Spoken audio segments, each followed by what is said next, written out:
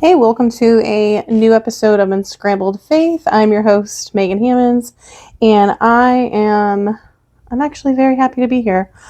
Today is actually a rarity. I know that for quite some time I used to record whenever I would have therapy, and so today is actually coincidentally one of those days. I did have therapy, and I'm extremely proud of myself because, well, not for the therapy part, because if y'all know me, y'all know that I ritually go to therapy every week. But aside from therapy, I am proud of myself because I went to Hotworks and I went to work out right after that, and it felt so good. It felt so good because it's been I think about a little less than a week, so maybe like about 5 days ish or so since I've been. And I tell you what, I didn't think I would ever get to a place where I would be the person to say that I could tell a difference when I have not been to the gym.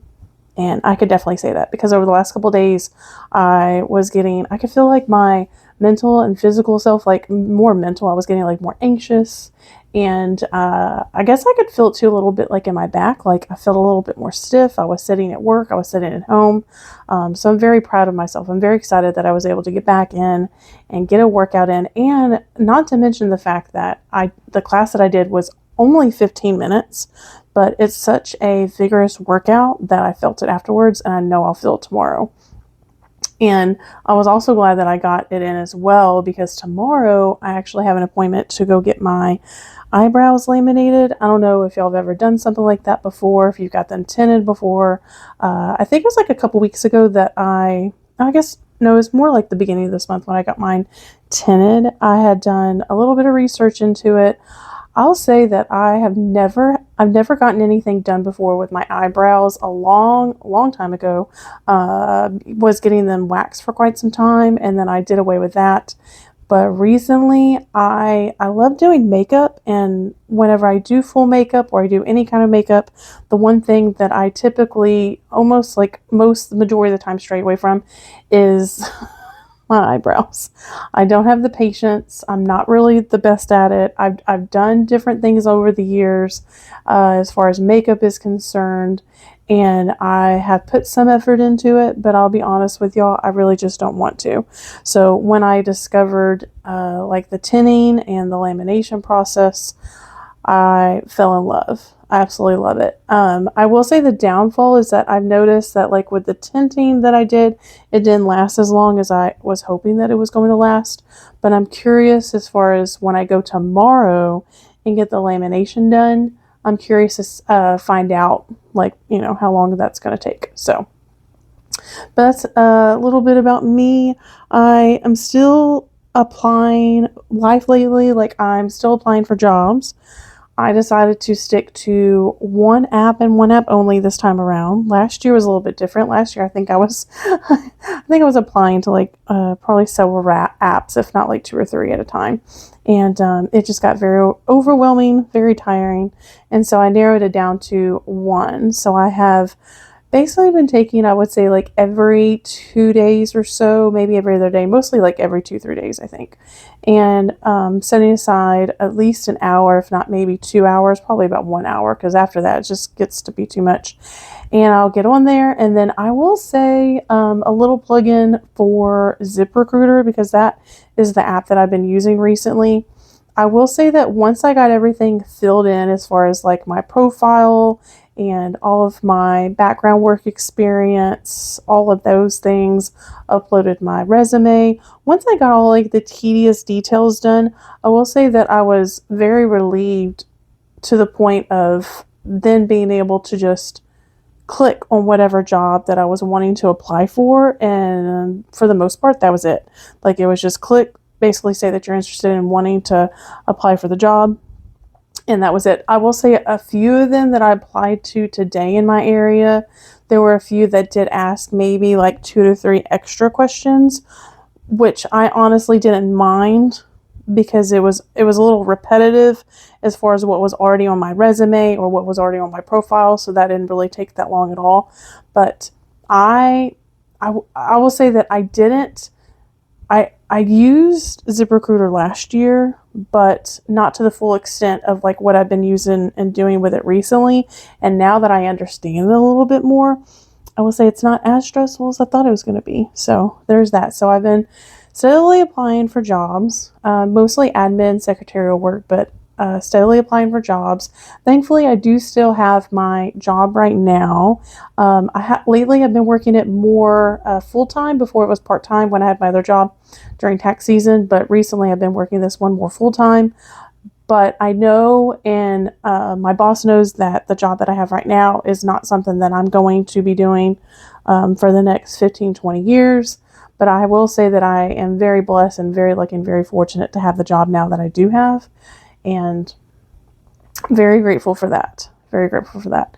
And I will say, if y'all are out there and applying for jobs and you're job hunting as well, my thoughts and prayers go out to you, because it is a very stressful situation and it's so different.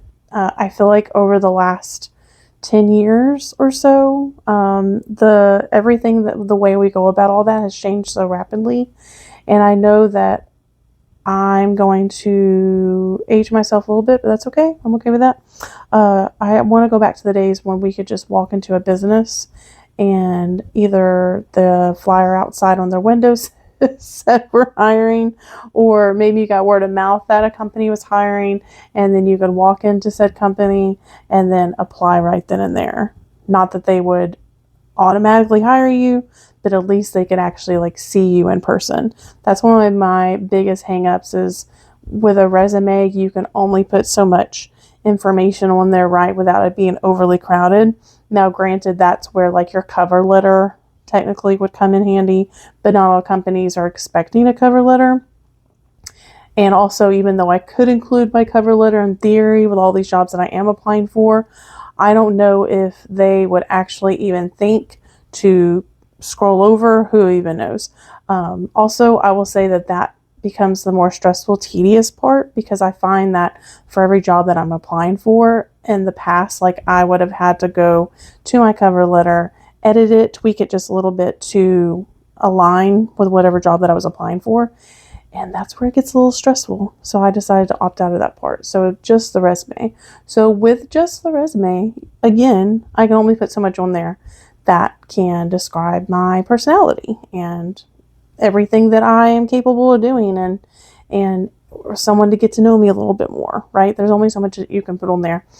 And that's the hard part. I think, to me, honestly, it's not applying to places and not hearing back from them, or not knowing if you're going to hear back from them, right? The waiting. But to me, like, what's more stressful, I feel like, is just putting myself out there and not being able to, well, putting myself out there in a resume, but to be like, oh, wow, so this is basically summing up myself. And I think that, like, when you're reading about somebody on paper versus like meeting them through like social content like this, or meeting them in person, are entirely two different things. The way I think about it is like, if you are the one, I don't know if you like read a book or you prefer the movie, but there are a lot of times where I've done one or the other. Like, I'll read the book and then I'll go see the movie, or vice versa. And most of the time it doesn't live up to our expectations, right? And that's what I feel like that sometimes a resume can do, is that it's hurting me more than helping me. I don't know if y'all can relate to that or not, but that is currently where I'm at in my life right now. But one thing I wanted to talk about this week is, over the last month or so, maybe 2 months, I have these cards that I got online, and they're basically like affirmations, like positive affirmations, things that I can reflect on. I've been kind of intertwining them into my Bible study recently, and I found that specifically the affirmation that I had for this last week really aligned and fell into place with a couple of things that I wanted to talk about this week for the podcast. And I just love so much that it kind of like all came full circle. And so I figured, what better way than to share it with y'all. So recently, my affirmation that I had was staying curious, and what that looks like, and remaining optimistic. So staying curious. So that's kind of like, in a little ways, like the overall theme that I was going to dive in and talk a little bit about today. So that was my affirmation. And one thing I think it's important to talk about, and one thing that I purposely, I intentionally reflected on this last week with that affirmation, was the difference between curiosity and worry. When I think about curiosity in comparison to worry, so worry to me, when I think about that, like in my personal life, worry is or maybe perhaps the things that are out of my control, or they're things that are maybe currently happening to me or have happened to me, and or things, I mean, honestly, like most of the time, if I am worrying, I'm worrying about things that haven't even happened yet. Like I build it up into my mind. It's maybe like I'm worried about something that could possibly happen weeks from now or months from now, or I'm worried about a certain individual. And worry to me tends to weigh heavy, right? Like weigh heavy on our hearts, weigh heavy on our minds. When I think of worry, worry to me again is anything that we could sum up underneath the word worry with what is out of our control. Things that we maybe perhaps don't know all the details on, or maybe something that's happened before and we're worried that it's going to happen again. Worry to me is daunting, and again, it takes a toll on not only our mental state but our physical as well. Worry can carry a lot of heaviness, like a burden on our shoulders, versus I think that like curiosity is giving just enough attention to something that again we don't know, like the unknown, the unexpected, and we're acknowledging, like for example, I was just talking about applying for a new job, right? I could say, on one hand, I'm worried that I'm not going to find a job. Instead, I'm going to replace that with I'm curious, and by being curious, I'm applying to a multitude of places.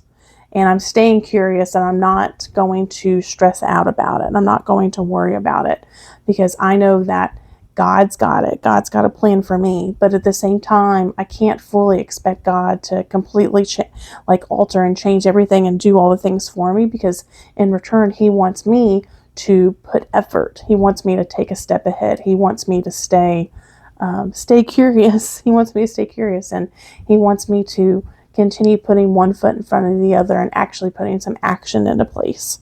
Because I know that's where I think that, like for myself, that I don't worry as much as I used to, because I just keep like circling back to the fact that, okay, if I get off course and I go astray and I start to worry, then I immediately have to pivot. My mind has to pivot back to the fact of like, no, Megan, like I know that God has a plan for me. I know that God has my story written out in front of me. He wants me to keep moving forward. He wants me to keep putting effort in. But at the same time, like if I ever get off balance or off kilter, there's something or someone that tells me something that may otherwise change my mind, or mess with me a little bit, right? And then start to doubt myself, or worse, doubt God. Then I want to realign. I want to pivot back and be like, no, I'm going to stay curious. I think it's important in life for all of us to stay curious about anything, everything, all the things. But at the same time, there's a difference between like staying curious and not being closed-minded, but then also at the same time not allowing those things that are again out of our control to bring worry upon us. That's the last thing that I know in my heart that like God wants for us, is to worry, because he's got it. It's in His hands. He's got control over everything and everyone. Curiosity, though, can help after major life changes. When the unexpected happens to us, I think it is imperative, that it's important for us to remain curious and open-minded. Also remaining optimistic at the same time without ignoring reality, being in the present. To me, there's a difference between like if in like the reality, for example, circling back to what I was talking about earlier for myself as an example, is that the reality is that it's going to be really difficult to find a job. It's a rarity for someone to automatically get I wasn't going in and naive enough to think that the first job that I was going to apply for that I was going to get. And so I think that the reality is that like the reality is that I knew that I was not going to get hired right out the gate, but I want to stay curious. And by staying curious, I'm still putting the work in and the effort forward, taking a deep breath, taking, breaks when I need to. I'm not doing this every day, all day, because that is just all consuming. And then that's going to get into a little bit more of the gray area of worry. But I want to remain optimistic. And by remaining optimistic is being like, you know what? I think about the positives. So for me, the positives was that like I said, I was saying earlier, I created my profile online. I updated my resume. And when I created and finished my profile, that was one less stressor for me, so I don't have to worry as much. And then I knew that I set that timer. I applied for as many jobs as I could for an hour today. And when that timer was done, I moved on. And Thursday, I plan on doing the same exact thing, right? But just remaining optimistic without ignoring the reality, and being in the present, and whatever you have going on in your life to, have that. Sometimes we do have to have that reality check, right? That, that we don't want to, what do they say? Like keep our heads in the clouds for like too long, because we want to make sure that we're in check with reality or whatever is going on in our life. But at the same time, I think it's just about balance, right? To me, it's just about balance, because I know the difference between like reality and then not just kind of like skating by, like on a day-to-day basis. Perhaps you could find yourself in a life of, in a state of mind, like right now in your life, where maybe you're rebuilding after loss. Maybe you are like myself and you recently either you're going through a divorce or you recently got divorced. Maybe you find yourself right now in a career change. Like for myself, like my career change, everything will be shifting soon. So maybe you too can relate to that, and that you're in the middle of a career shift or change. Or perhaps maybe you've had recently a personal setback happen in your life. One thing I thought was pretty interesting I guess it was last week. Yeah, last week. So about like a little over a week ago, I got the unexpected, very sad, unexpected news that somebody that I knew had passed away. And it was unexpected. And one of the things that I thought was interesting about finding out this news was that it brought up a lot of memories of my late grandmother. I call her my Mimi, but my late grandmother.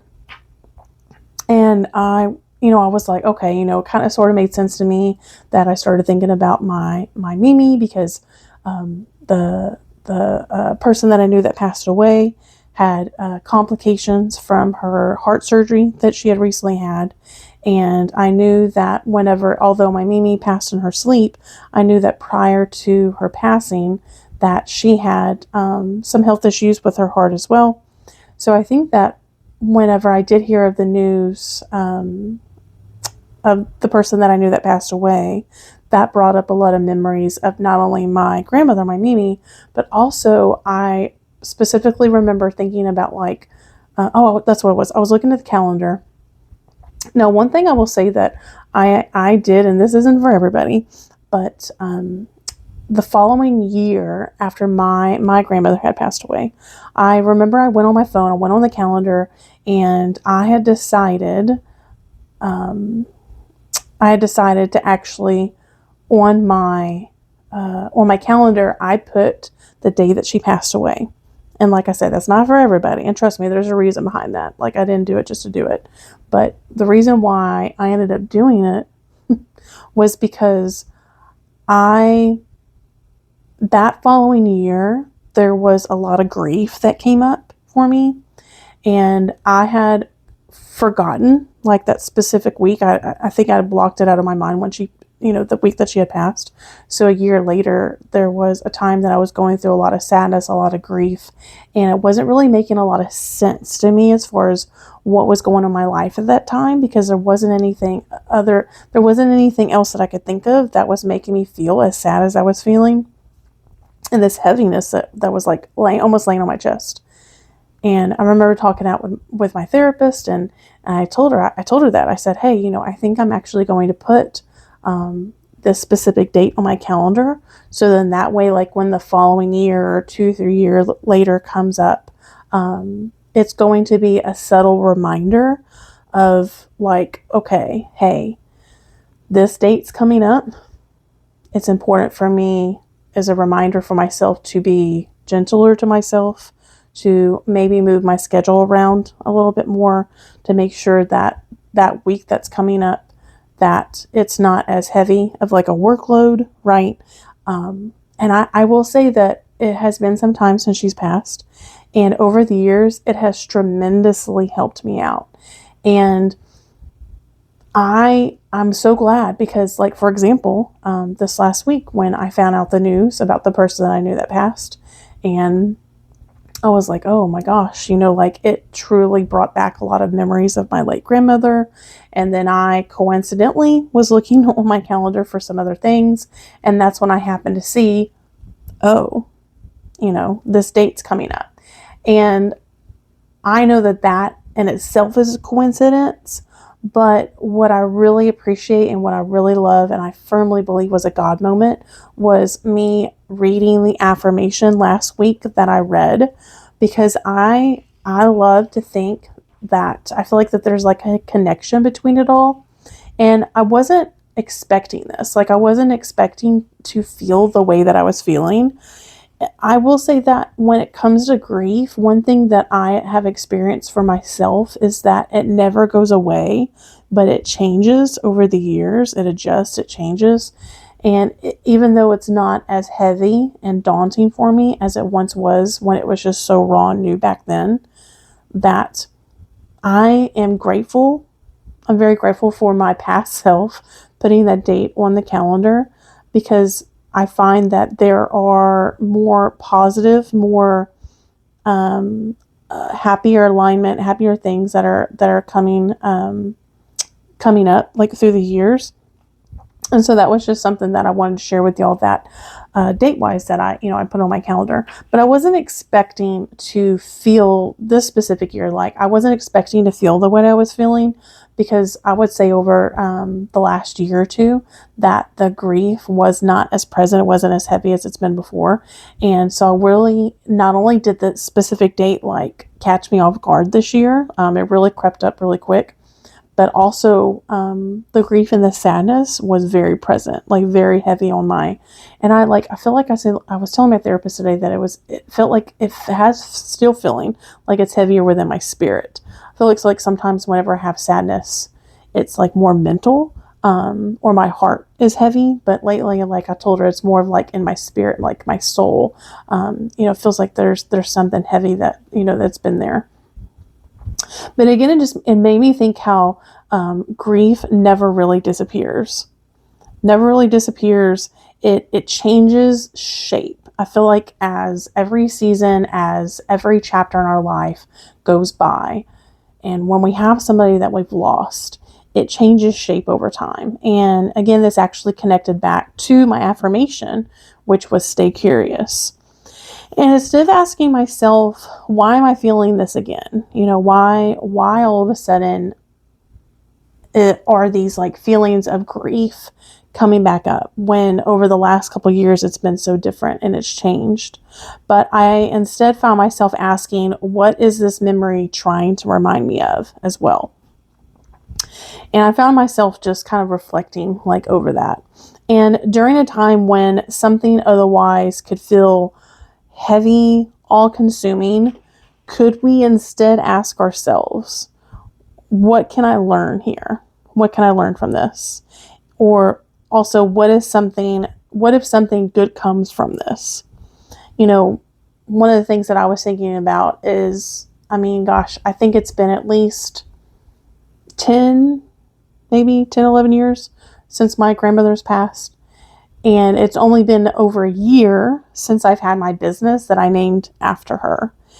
So when I think about questioning, like, had I told myself 10 plus years ago that you're going to have a business one day that is giving homage to your grandmother, to your Mimi, that is going to pour into others and be salt and light towards somebody else and to lift somebody up and to make them feel seen and loved and understood. I think that's pretty fantastic. I think it's incredible. I never would have imagined that for myself that much time, that long ago. So doing that and having that now is very humbling. And that to me is definitely something that's good that came from her passing.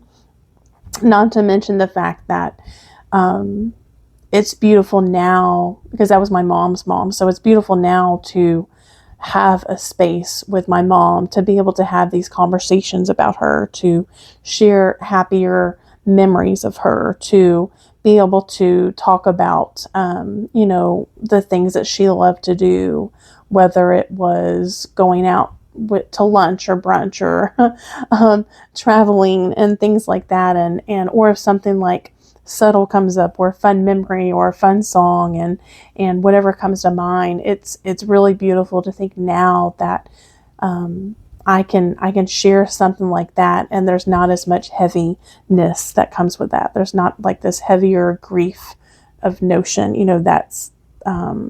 that's carries so much weight, if that makes sense with it.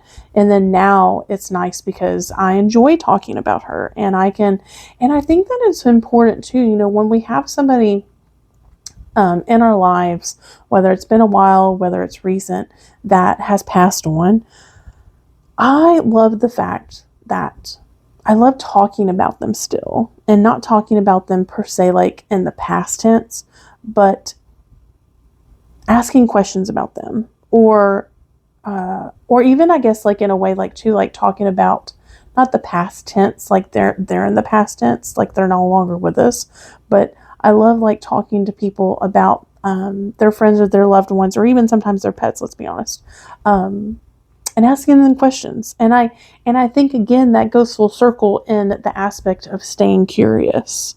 So if you have somebody in your life, whether it's a family member or friend, and you know that they've had somebody that's passed, whether it's been quite some time since they passed and they've lost somebody, or maybe it's fairly recent, I will encourage you to stay curious and help them stay curious.